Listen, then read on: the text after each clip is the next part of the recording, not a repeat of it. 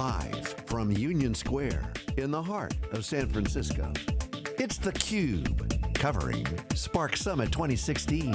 Brought to you by Databricks and IBM. Now, here are your hosts, John Walls and George Gilbert. And welcome back to the Spark Summit 2016 here on theCUBE, along with George Gilbert.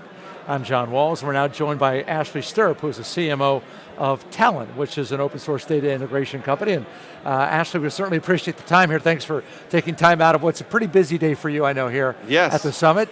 First off, impression about what you've seen, what you've heard, what's happening here with regard to Spark and what's going on in that community. Yeah, well, I have to say, it's just such an exciting time in the data industry. I mean, what you're able to do with Spark and Hadoop and machine learning to be able to take information and turn it into new insight, better experiences for customers, recommendations on new products, what have you. It's really exciting time. You were out at the keynote today. We're talking about 2.0, the new release coming up here. Just your take on some of the changes, talking about structured streaming, structured APIs, a few other improvements as well. That's right, yeah. Well, first off, let me just say that Talend's been a huge supporter of Spark for a long time now. We've been working very closely with Databricks. We're one of the first integration vendors to announce native support for Spark so that you can build your data integration flows. They generate native Spark that runs on top of Hadoop, and immediately got customers 5x better performance, allowed them to do things in real time, one design environment for batch and real time. So we've really gone all in on Spark, and it's provided a lot of value to our customers. Yeah, and so what is it about that? I mean, I hear a lot of easier, faster, simpler. You know, those are kind of this overarching mantra beating in the people's head. Yeah. But the fact that you talk about all these various sources of data, and that continue to grow by exponential volume. Yeah. So, I mean, what is it that you see as this glue or whatever it might be that's allowing you to broaden your services to your clients then? Right, well, first off, let me just say that, if you look traditionally at the world, being able to do machine learning, data science, big data, has really been the domain of the largest e-commerce web type companies, a Facebook, an Amazon, Netflix, someone like that.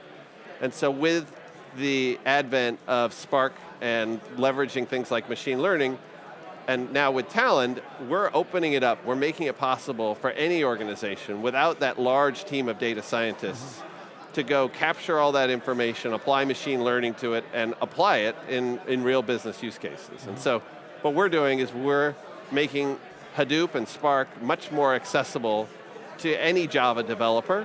They don't need to be an expert in Spark or in MapReduce or what have you, and they can immediately start building intelligent data integration flows.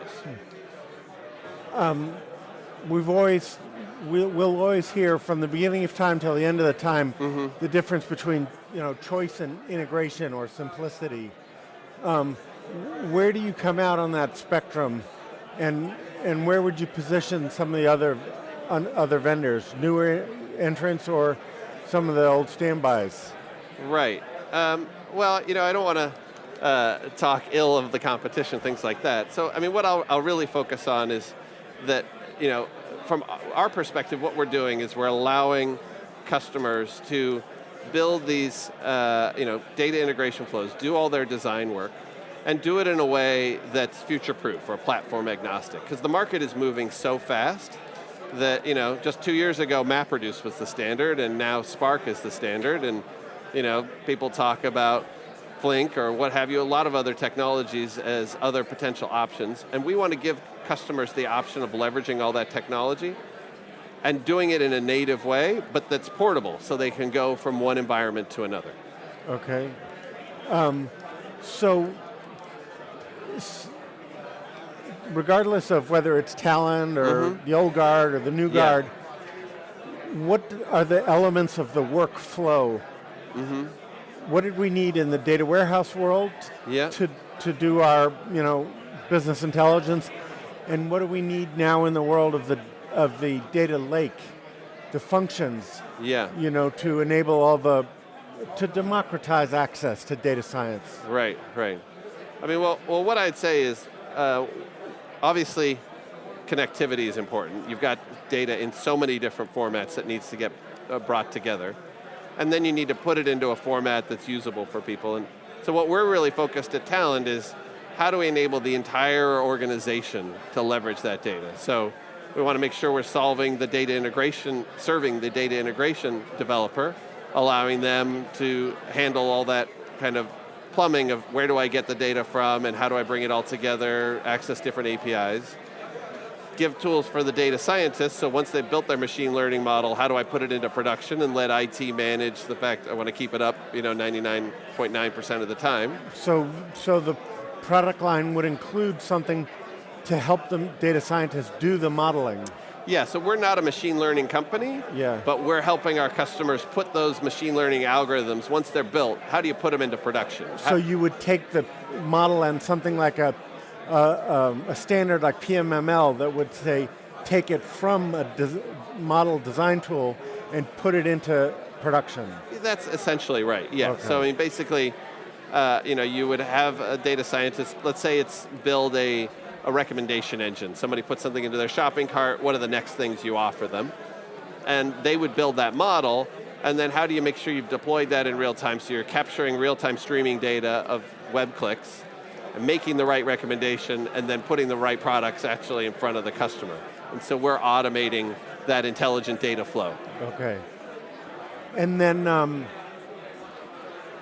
we hear now, it's still a little leading edge, but the idea that people want to keep learning, continuously, like fraud. Yes. The patterns are always changing.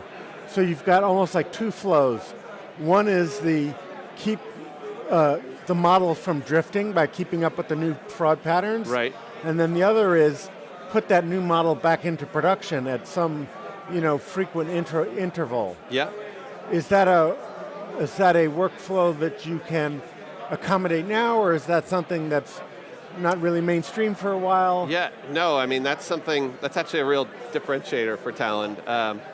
We call it continuous integration, data integration, continuous data integration. And so we're allowing our customers to basically each developer to be checking in their pieces of the data integration flow or what have you, a new machine learning algorithm, put in automated testing, and allow people to basically be continuously checking in new code that allows them to much more rapidly get new versions of their data integration models out and deployed across large teams.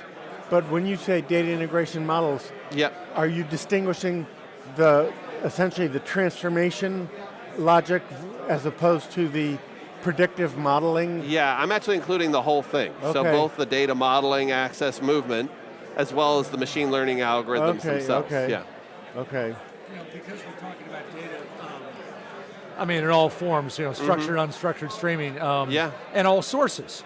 So I think about the Internet of Things, and I think about all of a sudden, your clients have this whole new world opening up to them, right? And voluminous. That's right. In some respects. Yeah. How's that impacting your business, and what kind of abilities and capabilities do you now have via Spark to make that a little more usable, if you will, to your clients? Yeah, well, that's a great question.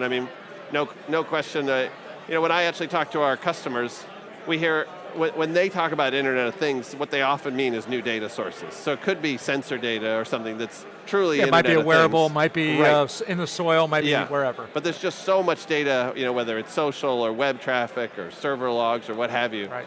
And all of that data, each of those data sources provides new opportunities to create insight, create a better customer experience, deliver a new product. And we're actually providing a lot of those capabilities to pull all that together. So we see a lot of those types of projects going on in the cloud.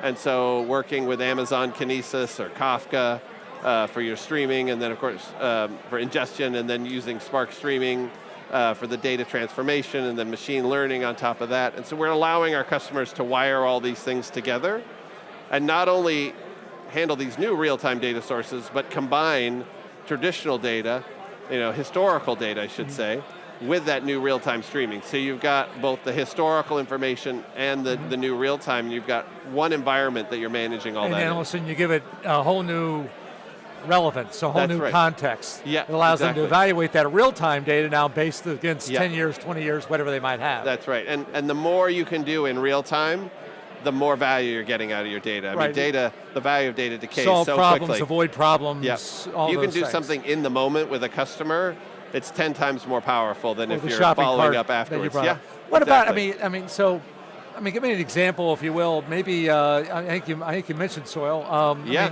I mean, who are you working with in that regard? That maybe they're doing something that they haven't been able to do before That's because right. you're leveraging this. Yeah, well, we're working with a customer of ours called Spring. They're out of the Netherlands, and they're helping small farmers around the world. Africa is a big focus for them, by giving them better recommendations on what to plant and what fertilizer to use.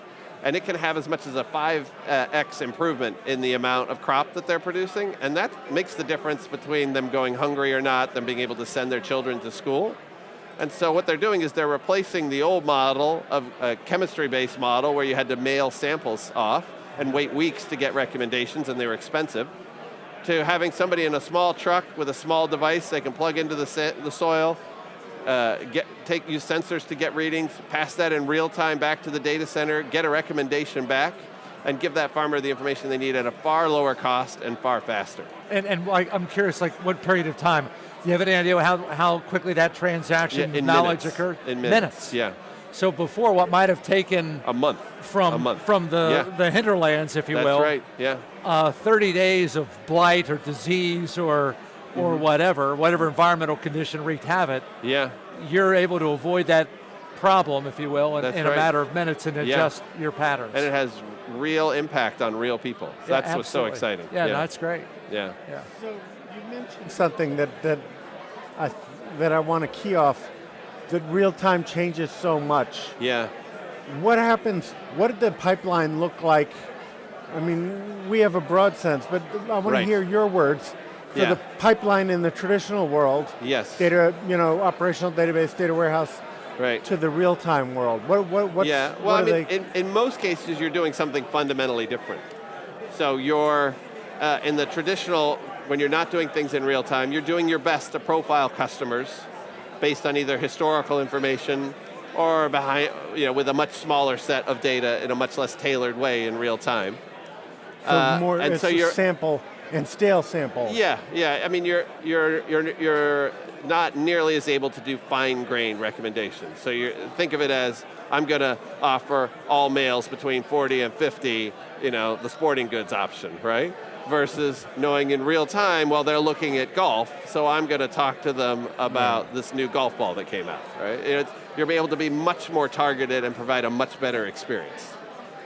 And just to satisfy my curiosity, what's that topology look like? Right. So what are the products that a customer has to buy to do that? Right.